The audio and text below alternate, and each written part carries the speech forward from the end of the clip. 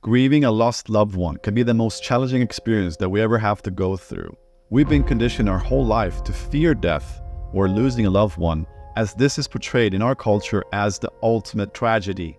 But imagine a different perspective. What if death is not an end, but a transition? A journey into familiar existence, uniting with familiar souls in a joyful celebration. Would this change how we perceive the passing of our loved ones? Of course, we will still be sad to not be able to see them again. But what if there was a way to see them again? Would you want to know how? And what if you could do it yourself without the need for a medium? In this video, I'm going to explore these questions, and if you stick around until the end, I'm going to show you the 3 main methods that you can use in order to connect with a loved one that has crossed over to the other side. And these methods is something that you can use already tonight.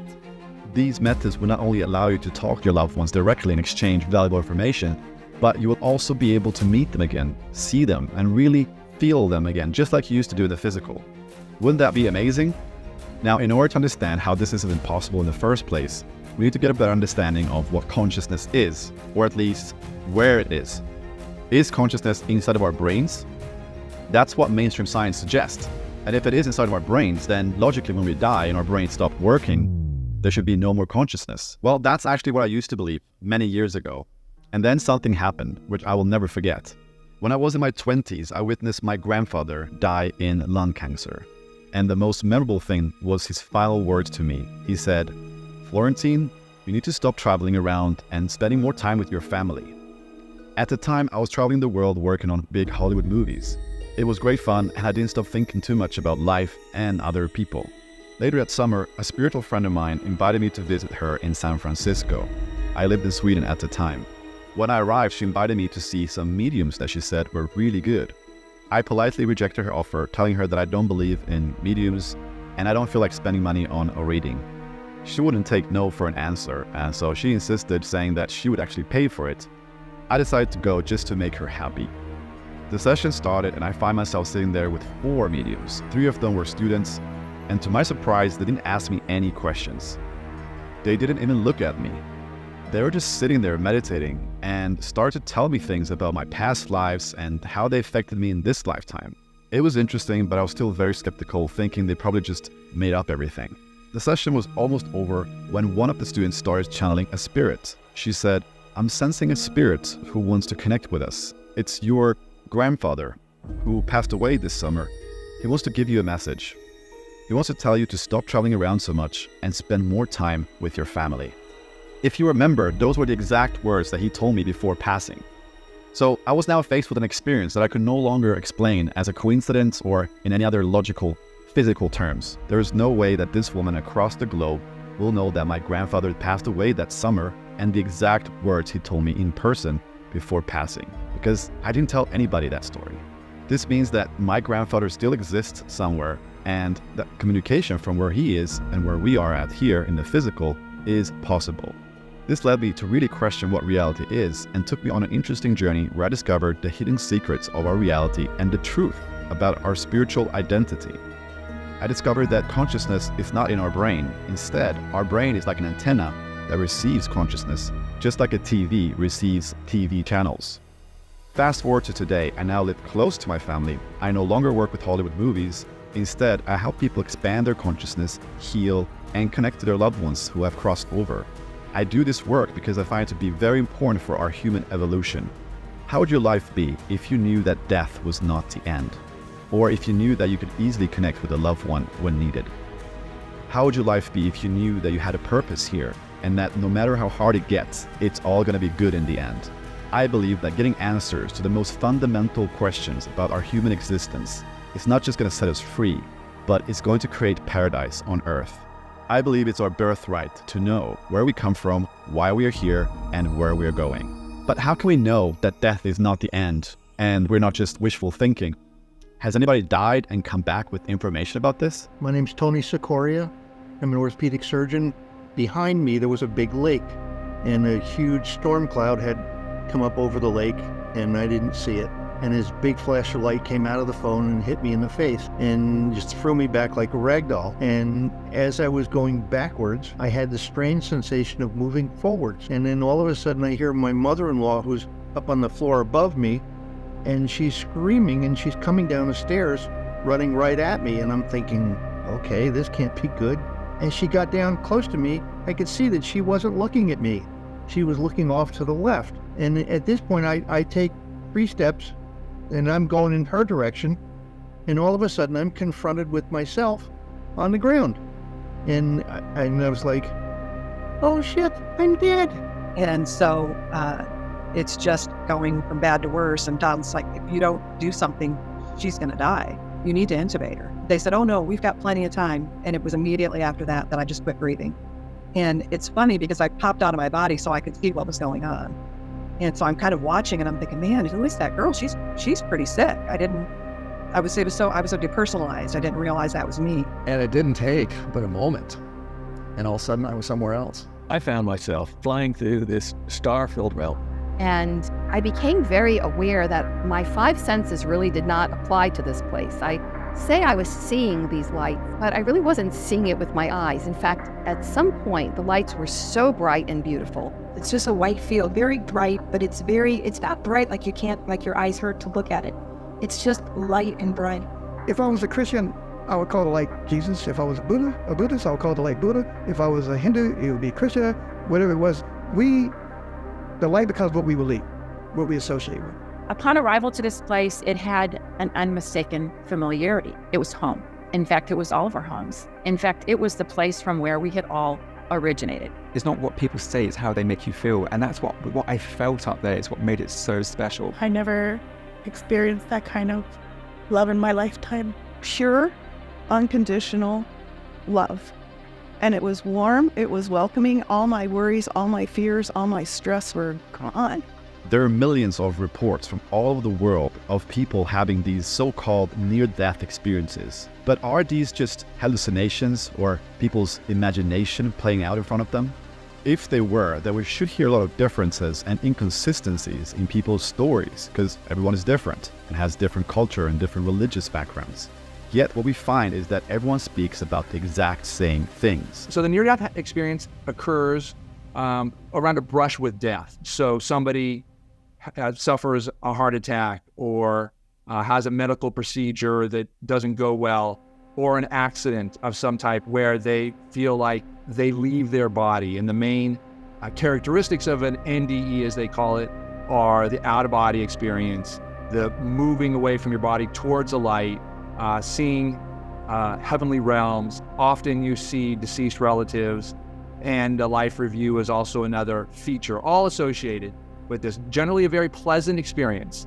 Talk about sublime feelings that are associated with it, and some of the after effects are a sense that their self, there is an aspect of their self that continues beyond even death. You recognize this full of their awareness. Once they're about to cross over, they just recognize that they're more than their bodies, and they have awareness beyond their bodies. Many times, people, once they're in the light, they may experience a life review. They may be aware of their own spirit guides, angels. They may be aware of the heavenly dimensions, and on the other side, there's different dimensions. For me, I really enter more that light realm. But sometimes when people enter the other side, they have beautiful landscapes that they may see that are just beyond descriptive words or colors or sounds or sights. So their senses open up beyond the physical reality.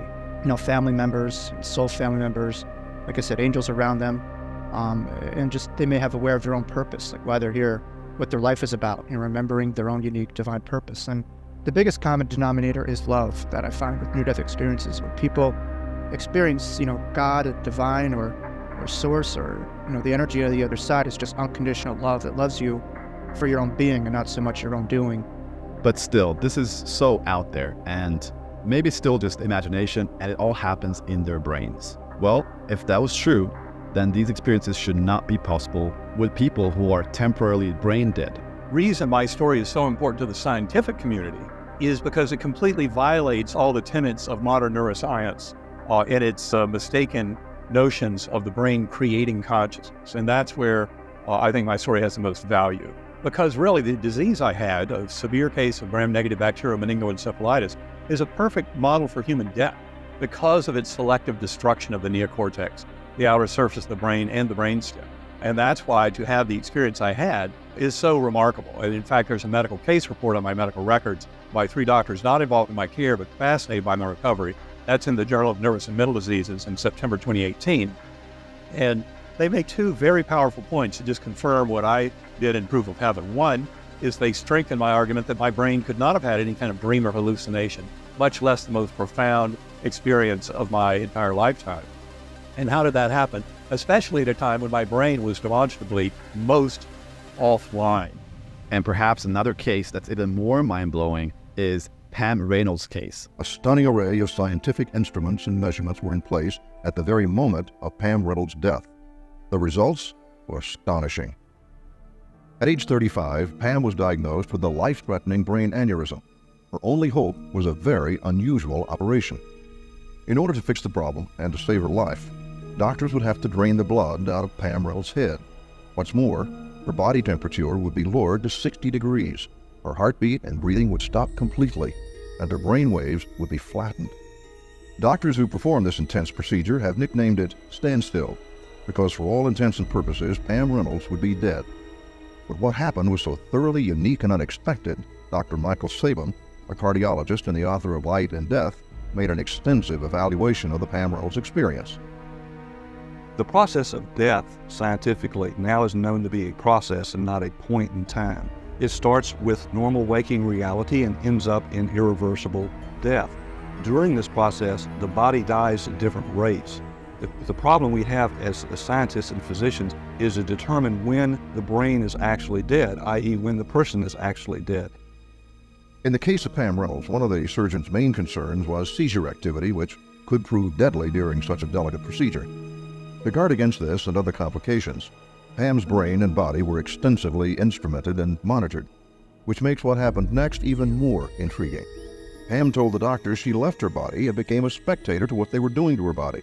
Later, she was able to describe people, procedures, and even medical instruments she could not possibly have seen. At one point, I heard a female voice distinctly say, "We have a problem. Her veins and arteries are too small." It was a female voice, and I believed at the time that it was a cardiologist's voice, and it turned out to be exactly that. Pam Reynolds had a very deep near-death experience at the time that she had documented no brainwave activity, no brainstem activity, and actually the blood had been physically drained from her head at the time. So this eliminates the possibility that this was a seizure phenomenon, because during her experience, she had no seizure activity on the EEG. In addition, she had plugs in both of her ears, and so she could not have physically heard what was being discussed in the operating room during the surgical procedure, and she could recall the accurate discussions that were going on between the surgeons at the time that she was having her experience. Remember, every bodily reflex was being monitored. She was in a profoundly inactive state. But Pam Reynolds somehow was able to describe a particular surgical tool in amazing detail. A tool which she would later say looked like an electric toothbrush with a dent in it. She even noticed that the tool had interchangeable blades and that these were kept in something that she said looked like a socket wrench case. The most provocative evidence for heaven from near-death experiences seems to me to be cases where people come back from near-death experiences and they had information there's no way they could have had if they had just had a physical experience while on an operating table. For example, some people come back and they're able to recount conversations that their relatives have had 5 blocks away from the hospital. In other occasions, people have actually had experiences of objects on the hospital roof or somewhere else, where when people go to investigate whether those experiences were real, they see the objects just as the people saw them.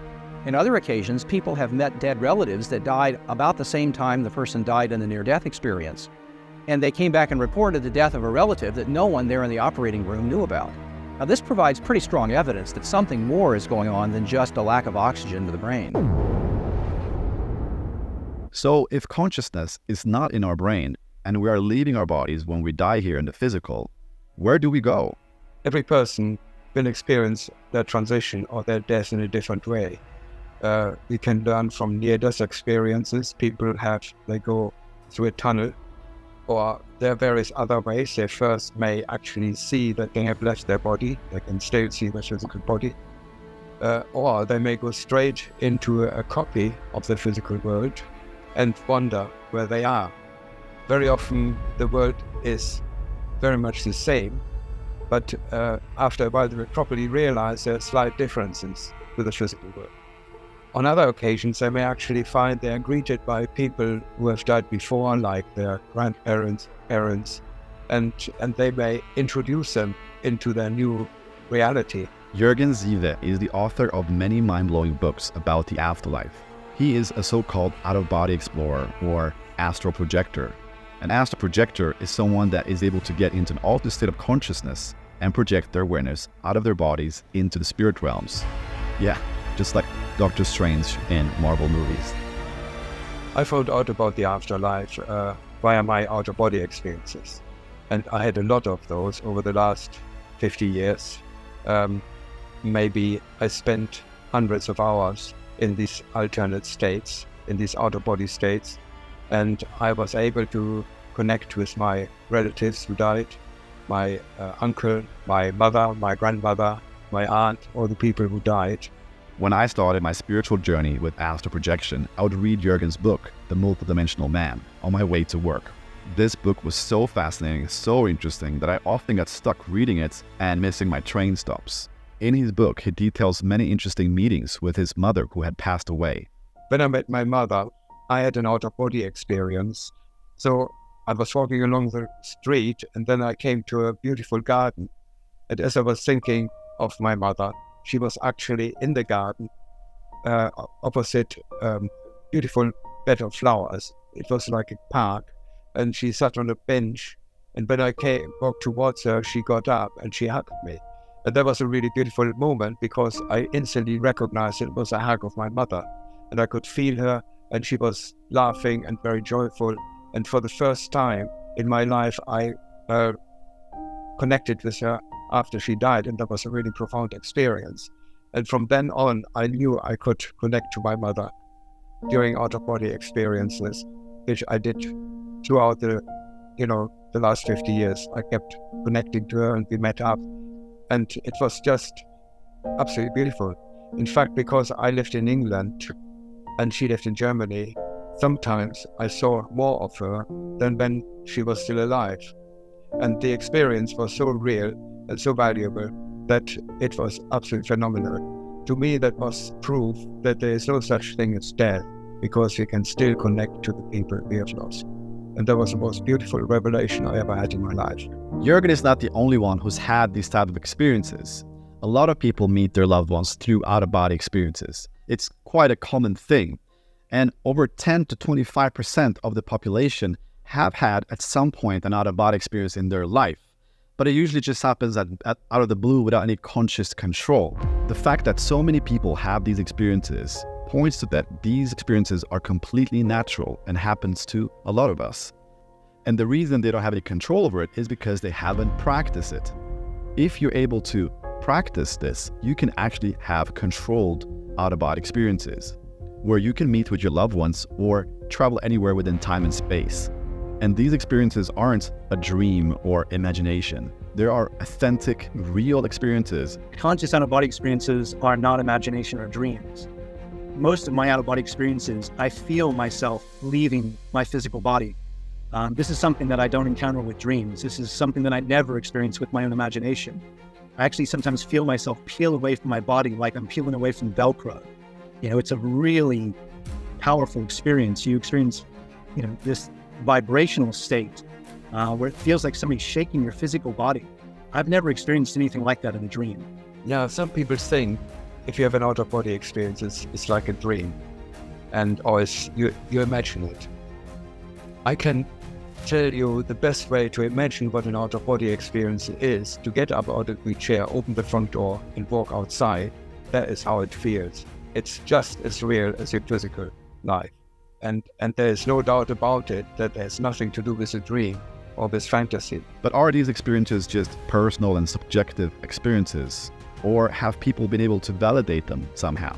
These experiences can be validated, especially when you have a shared out-of-body experience and you're able to, report back into the other person and you're describing the same experience.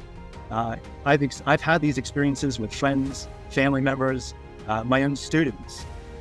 So yeah, there's definitely ways to validate the experience, whether it's information shared from a deceased relative, where you're sharing information that you couldn't possibly know because you've never met that individual and you know no information about their life. I've had that happen, many times throughout the years, and to the point of bringing people to tears, because for them it's validation that their loved ones have survived and they're in their spirit worlds beyond. So if it's true that we can have this type of out-of-body experiences and travel across the universe and meet with our loved ones, then how is it possible that no one is talking about it? Well, not only are there hundreds of books and videos on these subjects, but you can also read about it on the CIA's website. If you search on Google for the Gateway Project, you can download a declassified PDF document on the government's website describing this phenomenon.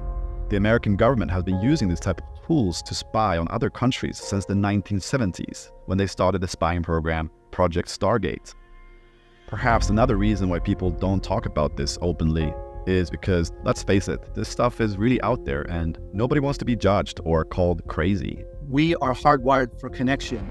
And when we talk about things like this, it's taboo subject in society. And that usually means rejection. And we're hardwired for connection. And this is why a lot of people keep this close to their chest. There is definitely enough evidence to support the ability to gather information from sources beyond our minds. And there are multiple ways that we can connect with a loved one. Usually people do it through mediums. They're able to download information for their clients. But by far the most powerful way is to have your own astral projection experience, because then you can actually meet them yourself and speak to them and hear them and feel them and really have that conviction that it was really them you were talking to and that the information that came through was 100% real. Our loved ones are often taken away from us in the most unexpected ways, and we are rarely prepared for it. One of our students, Rena Baker, had her fiancé Michael taken away from her in a sudden car crash. The accident happened early Sunday morning around 12:30 in the city's West Englewood neighborhood. Investigators say the horrific crash occurred when a black Jeep T-boned a vehicle heading eastbound on 74th Street. The driver of the first vehicle struck died. I was in a very horrible car crash, and my fiance was driving. I survived, but he didn't. And so that was very devastating for me. And so I really, really wanted to connect with him. And so I started in the hospital, I started watching programs that was talking about, astral projection, and they were talking about ghosts. And so I said, oh, it really is a way to connect with my deceased fiance. Rena Baker came to us soon after, asking us if we can teach her how to connect with Michael. We showed her everything we know about the process, and after a few weeks, she started having out-of-body experiences where she was able to connect with Michael. There has to be some group, some person that has mastered this that is willing to teach me. So I went on my internet search, and that's how I found you. So I started on the direct method. I'm accelerated in the program, and now I'm on the direct method. So I tried it, and first day, nothing. Second day, nothing. I'm following all the prompts. The fourth time that I tried it, I was able to successfully get out of body, and I had been practicing so much with the semi-indirect method that I was comfortable with getting out of my body, and I was able to get out, and I actually reconnected with Michael. It's truly incredible to see the happiness and the glow on our students' faces when they have had these profound experiences connecting with their loved one across the veil. Imagine how it would feel like for you to be able to meet your loved ones again and have the opportunity to get that closure that you need to move forward in life, or simply just feel their love again because you miss them so much. When my father passed away, I remember the morning very clearly when he was ill. He was always up and out of the house before us for work. I remember him lying there on the bed, and our mother pretty much shoved us out the door, sent us off to school, hurried us out the door. And I knew I was not going to see him again when I came home from school that day. And sure enough, when I got home, he was in hospital. He was in hospital for a few weeks. And because of our ages, we weren't allowed into the hospital, into his hospital room. So when he died in hospital a few weeks later, I didn't get a chance to say goodbye. It was another week past that at his funeral when my grieving started to deepen. And I could feel the sense that I was going to meet him and that I would get to have that closure that I didn't get in the physical. And it wasn't soon after that, lying in bed around 4 o'clock in the morning, pitch black in the room. I woke up in sleep paralysis, and there was a figure standing at the end of the bed, and I could sense it was my father. And I then had his voice in my head, and he said, "Son, I'm safe. I'm in a place which is beautiful. And the relief I could feel instantly in that moment, my heart was just, I don't have words for this stuff when I was a child. But as an adult now, I know my heart center was just wide open in that experience. And it was a beautiful moment to be able to say goodbye. I mean, I could feel every touch. I could feel everything he was doing. I even had, the very first time we made love, I cried. And I had that same experience with him where we just sobbed. And the sensations were probably 10 times what I would experience with my physical body.